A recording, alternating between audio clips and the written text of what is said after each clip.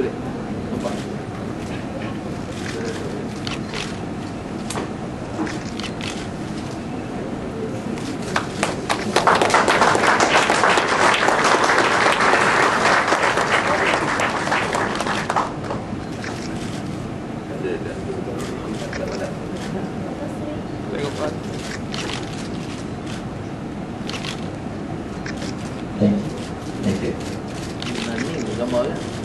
Bukan penghormatan khusus kita kepada Syed Husin sebagai seorang tokoh dan pejuang yang paling degil, tegas, mempertahankan prinsip perjuangannya.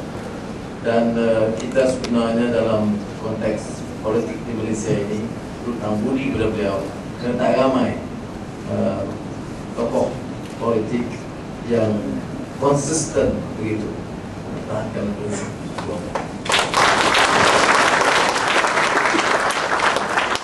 Mendengar celoteh beliau sebentar tadi mengingatkan saya kuliah beliau di Universiti Malaya yang kami wajib hadir.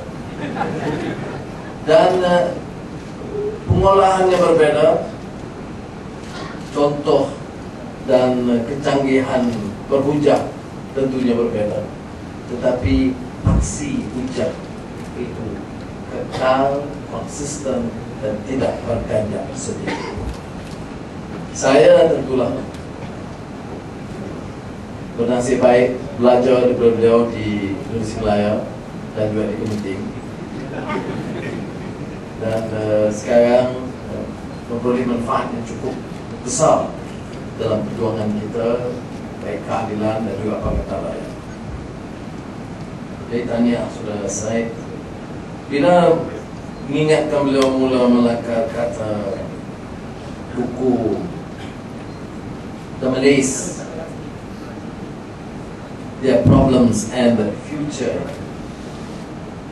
saya mengenangkan satu gurinda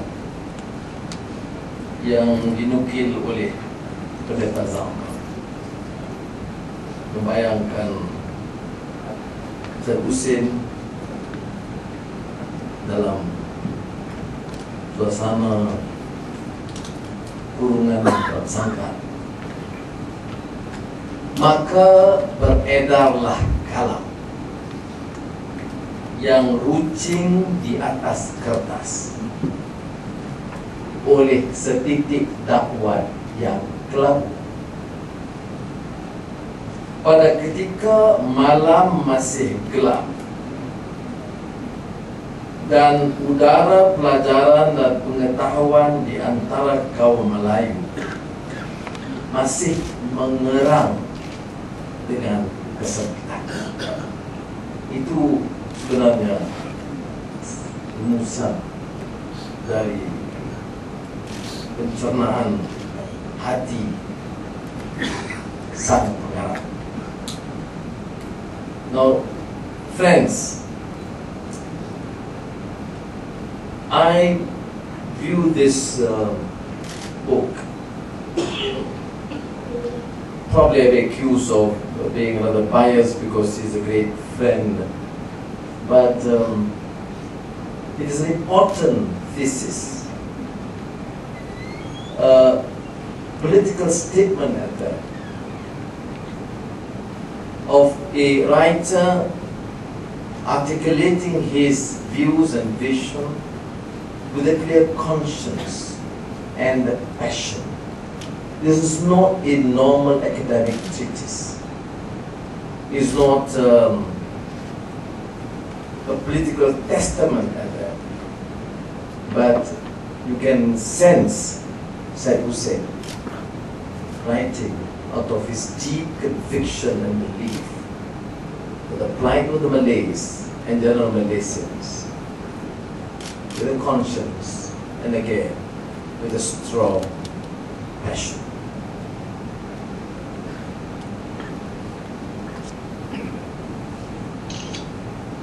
Now, in the preface to the first edition of the book, written in 1978, he said, the Malay people are now at an important crossroads. May I venture to add, in 2008,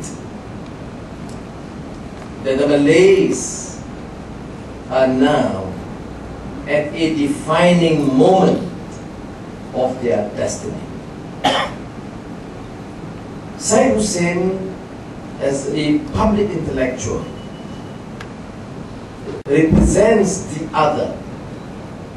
It's not a coincidence that the other press chooses to publish this book. He does not represent the mainstream views through the incessant propaganda in the media, in the textbooks, about the Malay problem. Husin represents the other. What Edward Syed describes partly as a subaltern council, written partly in the fringes of and not able to enter the mainstream public discourse or debate, because we are working and operating under a very repressive environment. It does not represent the dominant political mode of thinking. Dominant thinking described as early enough by people like Frank Swettenham regarding the real Malay, or Hugh Clifford on ground humanity, the lethargy, the negative aspects of Malay culture, the lack of determination to change, there's no propensity to change, there's no resistance to change, is you must be quite familiar, particularly, and later, to be described by some anthropologists like Swift on the Malay peasants, or even scholars like Brian Parkinson, the non-economic factors in the economic retardation of the rural Malays. That's one school. The problem of a colonial discourse is again described by Edward Syed as the Orientalist reality, which is anti-human and persistent, but having an all-pervasive influence in the mode of thinking of societies, even decades after independence.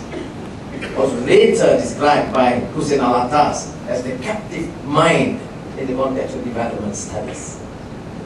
Now, this is the conflict of the present, seen from the Malay dilemma and Revolusi Mental as a magnum opus, incidentally, of the UMNO. The problem with the Malays is their attitude. They tend to be lazy and they must be encouraged to change. Everything is right with the leadership. They have the right vision, they have the right views, they have the right policies. The problem is with the Malays. That is an answer, in essence, the dominant mode of thinking of the leadership, the Malay leadership in this country, represented by UMNO. Now, we have seen some compelling argument, devastating critique by scholars like Hussein Alatas in the myth of the lazy native, effectively debunking that old colonial thesis articulated yet again by Mahathir and later Revolusi Mental by UMNO. Following this, and the call in since 1961, the reconstruction of